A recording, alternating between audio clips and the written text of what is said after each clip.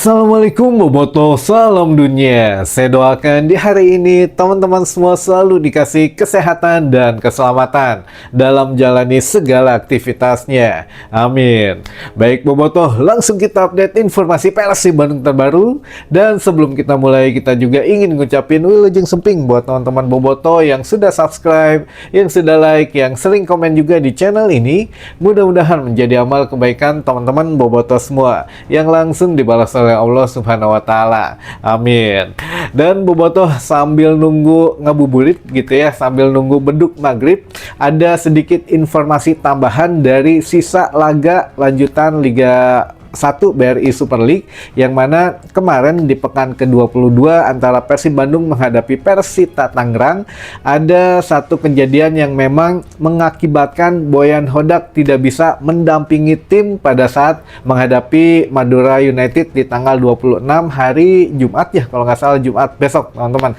Nah ini juga memang menjadi satu kerugian tersendiri untuk Persib Bandung, walaupun teman-teman menghadapi Madura United di tanggal 26 itu masih ada di partai kandang gitu ya, masih di GBLA, namun ya tanpa kehadiran Boyan Hodak teman-teman, karena ya sudah ada akumulasinya sehingga sudah tidak bisa mendampingi tim Persib di pinggir lapangan itu dalam satu laga ke depan. Nah ini yang kedua kalinya berarti ya untuk Boyan Hodak tidak bisa mendampingi tim Persib pada saat Persib berkandang atau melangsungkan pertandingan yang cukup penting. Yang pertama, pada saat yang di putaran pertama, teman-teman masih ingat pada saat Malut United menghadapi Persib Bandung ketika kita away ke Malut ke rumah capek gitu ya.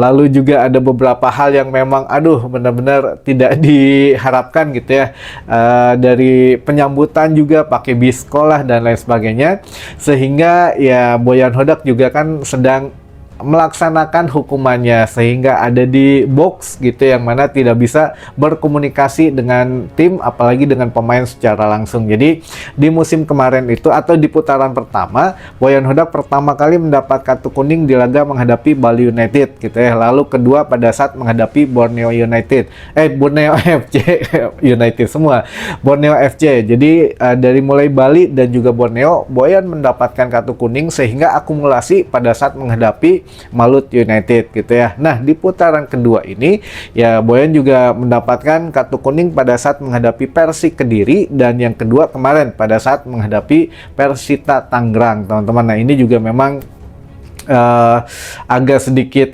walaupun bermain di kandang tapi yang berbau-bau United agak sedikit kumaha gitu ya, kan besok tanggal 26 menghadapi Madura United.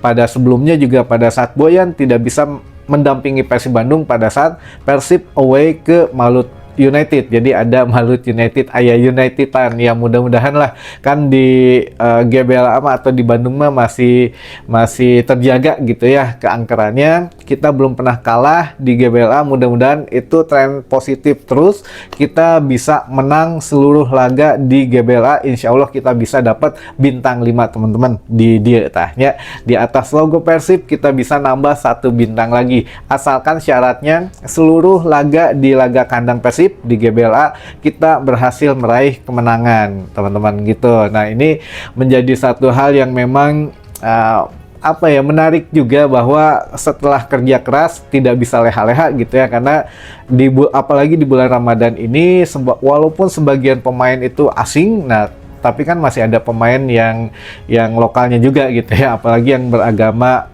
Islam, yang Muslim gitu ya. Makanya ini ya Boyan juga mengatur bagaimana lah caranya supaya kita bisa kerja keras tapi ya tidak mengganggu ibadah. Nah Boyan punya pemikiran yang inovatif ke depan sebetulnya, makanya baru pertama kali katanya untuk Federico Barba latihan di jam 9 malam gitu ya, bahkan jam 10 malam. Ini sebetulnya ya agak aneh gitu ya ketika di sini, tapi kan karena di Indonesia mayoritasnya Muslim sehingga ya mereka lah yang harus menyesuaikan. Namun tidak masalah kalau untuk bermain di malam hari, menurut Barbat tidak masalah. Yang aneh itu hanya latihannya saja di malam hari. Biasanya tuh ya latihan sore gitu ya, pagi, sore, nggak terlalu larut malam. Tapi kalau bermain pada malam hari mah sudah biasa katanya. Namun ya ini juga berlaku untuk beberapa pemain yang belum pernah bermain di level Asia atau di benua Asia gitu ya teman-teman. Jadi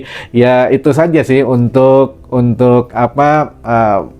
ya beberapa pemain kendalanya katanya. Tapi selebihnya ya enggak, kita akan bekerja keras terus untuk untuk dapat hasil maksimal kata Boyan Hodak gitu ya teman-teman. Makanya ya nggak ada waktu leha-leha lagi, Persib Bandung harus ngegeber latihan lagi teman-teman. Nah ini juga ada yang menarik, yang mana satu update lagi teman-teman, bahwa yang kejadian daripada kemarin gitu ya, di video kapan tadi punten yang Sulis gitu ya, kejadian yang menyerahkan diri. Nah ini pun katanya memang tidak berhubungan langsung dengan komunitas yang memang dituduhkan gitu ya. Jadi dari Southside sendiri, dari komunitas yang ada di Tribun Selatan yang sekarang tribunnya sudah ditutup, katanya ya kita kooperatif katanya, siapa yang kemarin melakukan katanya nanti akan kita coba ya arahkan untuk meminta maaf ke manajemen Persib Bandung. Tapi nyatanya baru 1 orang gitu ya. Nah ini juga ya jangan terbawa naratif lagi ya buat teman-teman di media sosial. Kita kawal terus saja, harus ada minimal efek jeraknya saja gitu ya, biar menjadi contoh untuk teman-teman ke depannya. Jadi banyak yang sudah ya udah katanya kalau udah memaafkan mah sudahlah gitu ya, mudah-mudahan kedepannya nggak lagi. Nah ini tapi banyak juga yang kontra, ya jangan dimaafin aja, jangan di atas materai aja, harus ada efek jerak. Nah ini ya kita doakan yang terbaik sajalah teman-teman. Manajemen Persib Bandung mungkin sudah mengeluarkan satu langkah strategis gitu ya ke depannya, ditunggu saja. Baik, selanjutnya kita bacakan beberapa pertanyaan yang sudah masuk ke tim redaksi. Yang pertama, sanksi apa kira-kira buat Persib Kang di ACL? Waduh, kalau sanksi ini juga sepertinya mah berat gitu ya, asal jangan yang ngadi-ngadi, jangan yang keterlaluan gitu ya. Kalau kemarin kita bahas beberapa pasal gitu ya, di AFC pun bahkan pernah mengeluarkan hukuman ini. Jadi ada klub yang memang dilarang tampil gitu ya, dilarang tampil di kandang, lalu juga ada yang memang tidak boleh ada penonton. Kalau uang mah udah pasti dapat gitu ya, cuma besarannya berapa kita belum bisa memastikan. Namun yang jelas kerugian paling fatal adalah ketika bermain di kandang, bisa jadi kandangnya tidak boleh di Bandung atau di Jawa Barat gitu ya, secara luas ya harus nyari di luar Jawa Barat, atau ya tidak boleh berkandang di GBLA walaupun masih boleh di lingkungan Jawa Barat, tapi tidak boleh di GBLA dan tanpa penonton. Nah ini kemungkinan yang paling kerasnya lah gitu ya, tanpa penonton. Dan kalau denda uangnya mah kami nggak tahu berapa banyak, tapi kemungkinan lebih besar daripada yang sebelum-sebelumnya, karena kan ini melibatkan kemarin tuh penyerangan gitu ya, lalu ada korbannya juga dan lain sebagainya. Jadi ya agak sedikit berat lah gitu ya teman-teman. Mudah-mudahan nggak yang keterlaluan, tapi kalau berat mah pasti berat ya. Lalu selanjutnya, salam Kang Roni, misalnya Persib juara deui bisa masuk ACL deui teh gitu ya.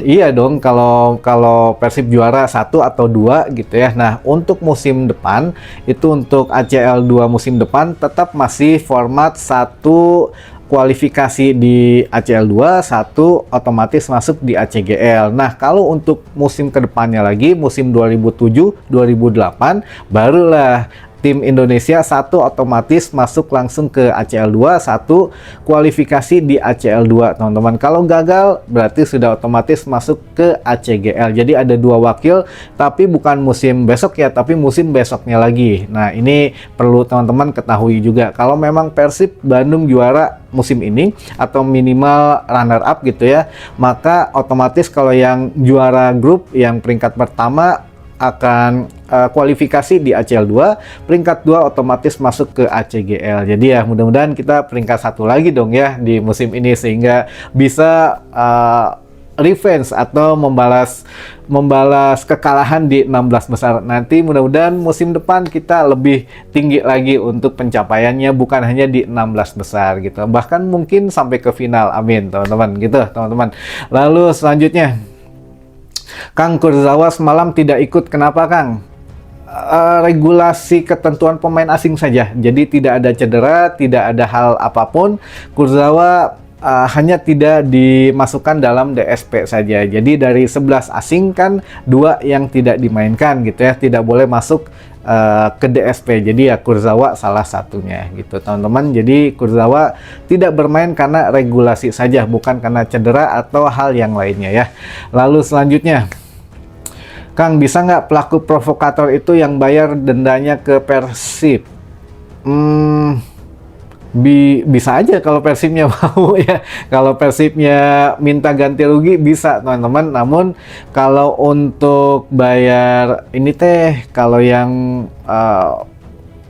ke ACL di ACL 2 ya gitu ya. Jadi kalau di ACL 2 kita juga nggak tahu ini proses pembayarannya itu harus bagaimana. Kan kalau di operator liga kita mah jelas gitu ya, 2 minggu setelah denda ini keluar harus dibayarkan. Kalau tidak bisa membayarkan dari klub, maka subsidi klub ini langsung dipotong masuk untuk membayar sanksi itu. Nah ini kalau di ACL atau di AFC kita nggak tahu apakah memang ya apa ya bonus-bonusnya itu dipotong atau bagaimana. Nah ini kami kurang paham di situnya. Tapi kalau untuk di I-League sendiri gitu ya, dan selaku operator Liga 1 dan juga Komdis itu ada di pasal 57 ayat 1 teman-teman, yang kalau nggak salah bunyinya tuh setiap klub itu bertanggung jawab terhadap kejadian yang melibatkan pemain, ofisial termasuk kan pelatih, asisten pelatih, dan ya pokoknya official gitu ya. Lalu juga termasuk penonton juga di sini dan beberapa pihak yang lainnya. Nah, apapun yang terjadi di dalam lapangan itu menjadi tanggung jawab klub karena tingkah laku buruk, teman-teman. Nah, ini memang kalau di Liga 1 mah harus diserahkan ya klub yang membayarnya gitu ya. Mau itu pemainnya berantem misalkan kartu kuning, kartu merah dan lain sebagainya, atau penontonnya rusuh segala macam, yang bayar tetap klub. Nah, itu sudah ada di pasal 57 teman-teman gitu ya, di peraturan I-League. Nah, baik, selanjutnya apa ini teh, Kang, apa benar Racaburi didiskualifikasi dan Persib bisa gelar laga ulang lagi karena wasitnya nggak benar? Wah, ini mah hoax teman-teman. Jangan percaya. Kemarin sedang 2 hari kemarin ya, ini beredar 2 hari atau 3 hari yang kemarin. Sengaja kita nggak bahas karena ya ini hoax gitu ya. Nggak sudah lolos Racaburi ke 8 besar, tos lah, itu mah kita lupakan saja. Untuk ini hal yang memang berita tidak benar gitu ya, didiskualifikasi dan lain sebagainya, itu nggak benar. Bahkan kalau untuk wasitnya, kalau nggak salah kemarin juga sudah buka suara di media sosial wasitnya gitu ya. Dia mengatakan bahwa semua keputusan saya pada saat itu adalah tepat, katanya gitu ya. Ya pikirleun memang, tapi ya sudahlah, kita lupakan saja karena nggak bisa ngapa-ngapain aja. Federasinya aja, AFC-nya saja membela wasitnya gitu ya. Jadi ya sudah, nggak ada yang bisa kita lakukan lagi teman-teman. Tos hilap welah sakedap mengenai ACL 2. Lalu selanjutnya, Dion Mark lumayan aya piriteun Kang, paenkeun terus gitu Kabojan. Ya Dion Mark memang bagus lah ya, walaupun menjadi pemain pengganti gitu ya. Dan Boyan juga memang mengatakan ya sudah memainkan beberapa pemain muda di musim ini, dan terakhir Dion Mark juga masuk, ya bagus katanya. Dia juga mungkin bisa menggantikan peran pemain lainnya yang tidak bisa bermain. Tapi kalau dari kacamata kami seorang bobotoh, melihat Dion Mark ini memang kayak Eliano gitu ya, lebih mobile, bisa di mana saja, tiba-tiba ada menjadi di lini depan, kadang sudah ada di belakang lagi gitu ya. Dan ini ya lumayan gitu ya, bisa setidaknya menggantikan pemain, betul kata Boyan, yang nggak bisa main diganti sama Dion Mark. Tapi ya ini juga mungkin dengan konsekuensi tertentu gitu ya. Dan Dion Mark juga setelah laga kemarin mengatakan bahwa dia senang mendapat kepercayaan, tapi memang harus lebih apa ya, lebih ya sabar lagi untuk dimainkan lah gitu ya, karena ya banyak pesaingnya juga, tapi dia senang, mudah-mudahan bisa dikasih kepercayaan lagi untuk tampil di laga Persib Bandung ke depannya ya. Ya namanya anak muda gitu ya, masih semangatnya wah, semangat 45. Lalu selanjutnya terakhir aja dulu ya keburu buka ini, masih kudu aya pelatih striker makang. Waduh, ya itu mah tergantung Boyan lah gitu ya. Boyan masih perlu atau tidak. Sekali lagi kalau kami mah berpendapat Boyan itu menghormati ada Igor Tolik, ada juga Miro Petrus dan yang lainnya. Jadi yang sudah memang ada asisten Boyan Hodak menjadi tangan kanan, ya sudah biasanya nggak mengambil yang lain lagi gitu ya. Tapi kalau menurut kita gitu ya, melihat pernyataan Boyan Hodak semalam yang dia mengatakan kita mencari poin bukan mencari gol. Nah berarti ya tahulah arah Boyan Hodak kemana gitu ya. Keun bae misalkan ngan hiji gol ge saha nu ngagolkeun ge, keun bae nu penting mah menang 3 poin gitu ya, daripada banyak ngegolin tapi kan nggak juara atau nggak menang. Nah ini sama saja gitu ya. Jadi ya mungkin kemungkinan atau sudah pasti mungkin musim ini tidak akan mendatangkan pelatih striker lagi atau asisten pelatih striker gitu. Mungkin teman-teman informasi yang bisa saya sharing di hari ini, mudah-mudahan menambah satu wawasan baru buat teman-teman bobotoh. Sampai ketemu lagi di informasi selanjutnya. Wassalamualaikum bobotoh, salam dunia.